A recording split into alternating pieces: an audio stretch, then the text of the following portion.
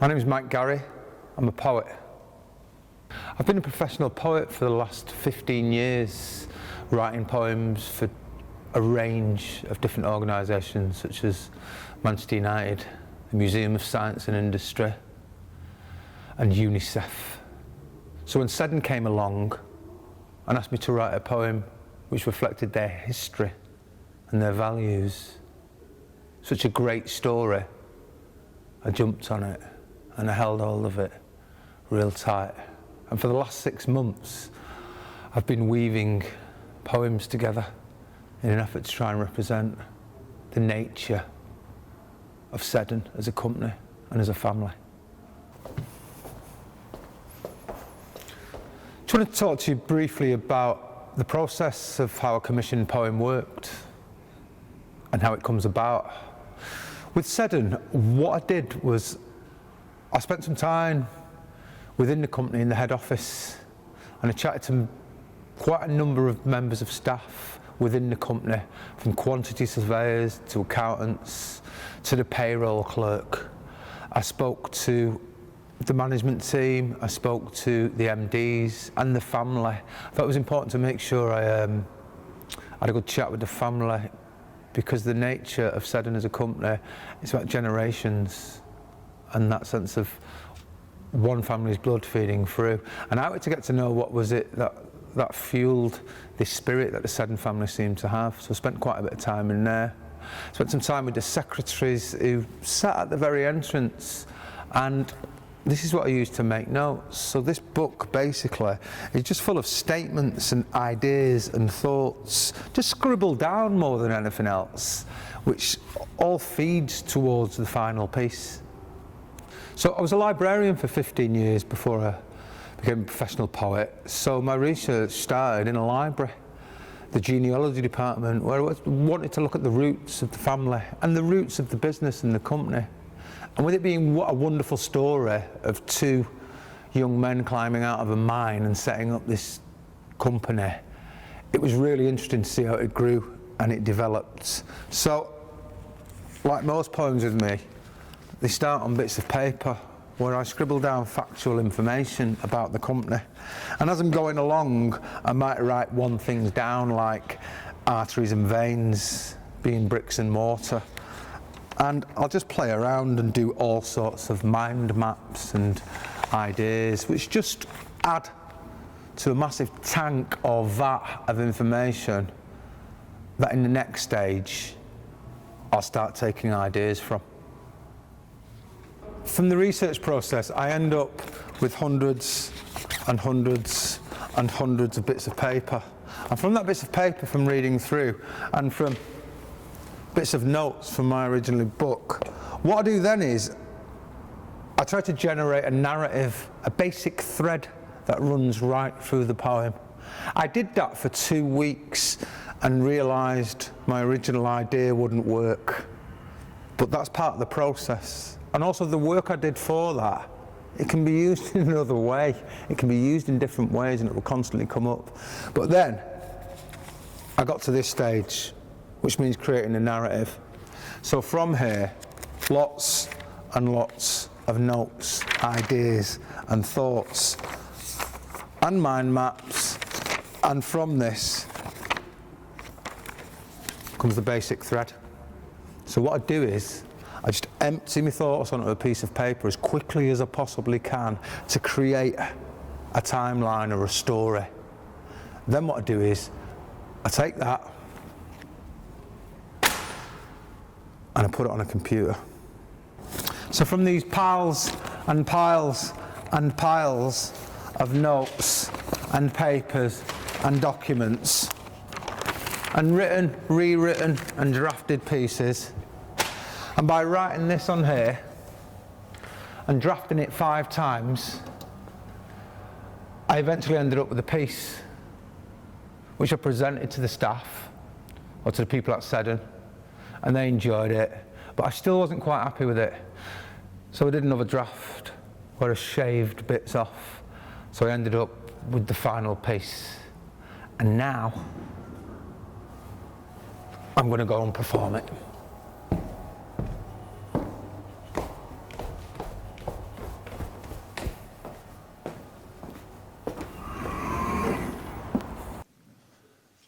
History says so much about who we are today. And layer on layer it slowly shapes, and memory is just the mortar of time as it slow bonds, slow binds and slow ties all achievements, adventures, the bad and the good. And it flickers through your mind and it surges through your blood. And history, it says the best things in silence, acting like an invisible map or a wordless book to guide us. And I've been weaving a web. I've been binding a tie. I've been sewing and stitching through generations of lives. I've been digging deep down beyond the roots, unearthing honest poetical truth. I've been stretching and shaping and forming timelines. So please lend me your ear and I'll take you back in time. To the year of 1897, the birth of the statesman Nye Bevan. The nation celebrated the achievements of a queen in the year of her diamond jubilee. Not famed for fun or excessive amusement, more for her boldness and political manoeuvring, but for 60 years she sat on that throne. 40 of them she was all alone, a depressed single mother with 9 fatherless kids, so she immersed herself in family and politics. But as a momentum to this memorable day, our nation chose to celebrate, and in parks, city streets, and on village greens, the nation chose to celebrate by planting trees. Trees, the oldest living symbol of strength, resilience, and security. Living, breathing symbol of longevity. Access to eternity. Nature's gladiators, because through winds, through rain, and through storm,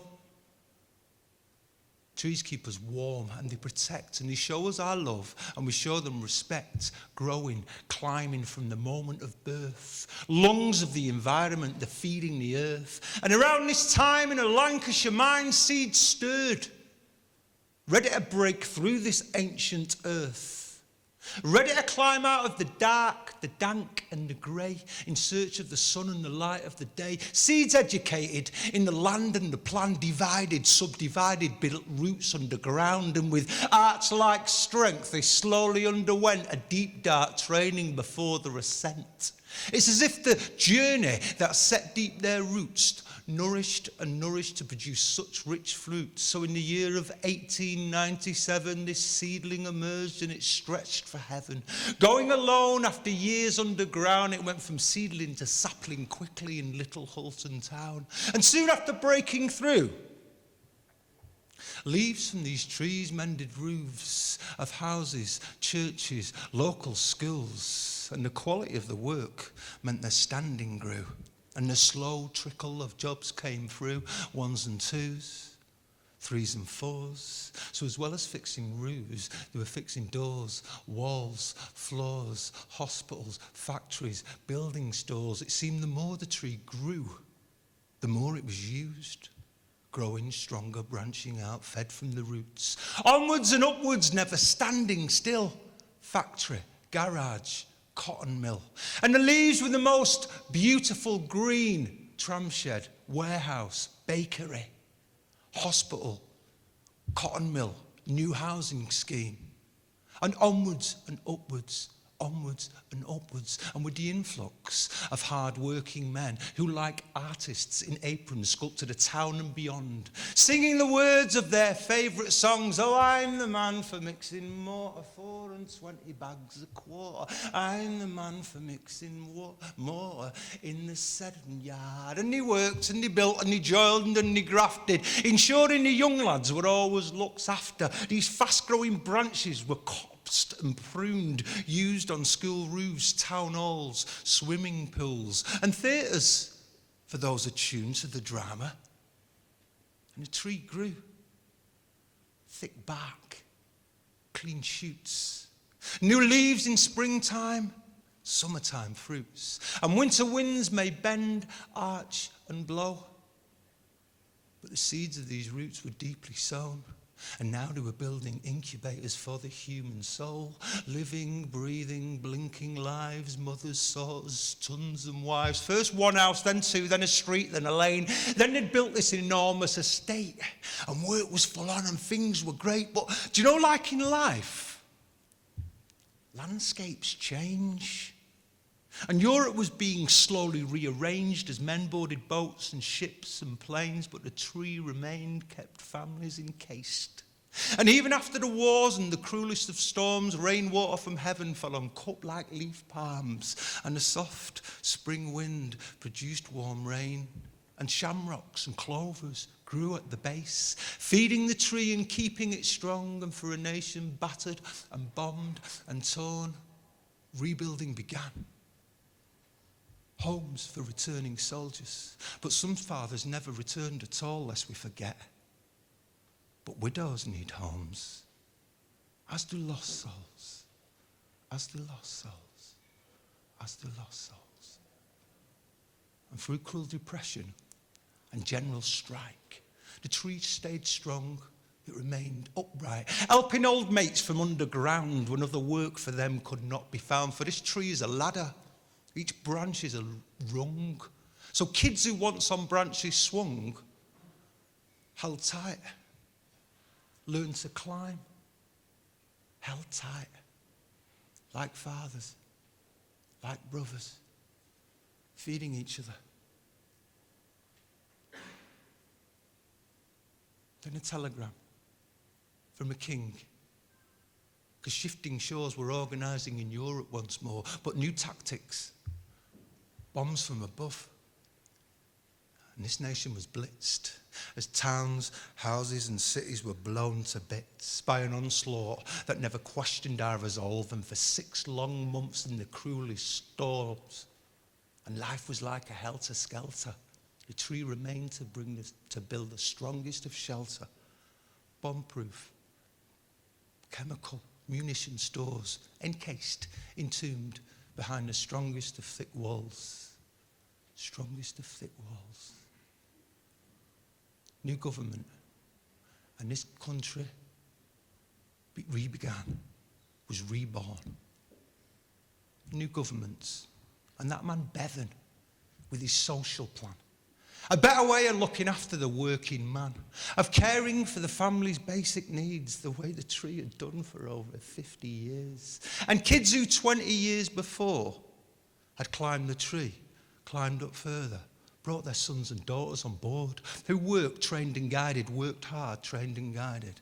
And they built home after home after home. And this country was reborn.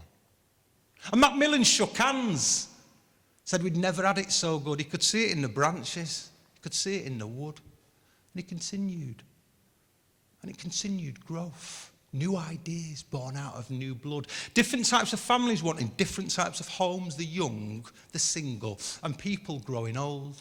And for the sharpening of the cutting edge, it's ensured that this tree stayed strong and stayed fresh. And for investing in generations of family has brought about a certain sense of northern loyalty. And the wrapping of 1,000 gifts from mountain climbers, decathletes, and cycling trips. And partnerships and friendships nourished over time through a shared idea of what is wrong and what is right. A symmetry and synthesis and a basic idea of what is right. And that's part of the reason we're all here tonight. I can see through your eyes, you know this tree is unique. From its outstretched branches to its glistening leaves. And some people say it was the soil in which it was planted that gave the tree its strength and its added advantage. Others say it was a position in the land in relation to the sun that meant the tree would always grow, the tree would stay strong.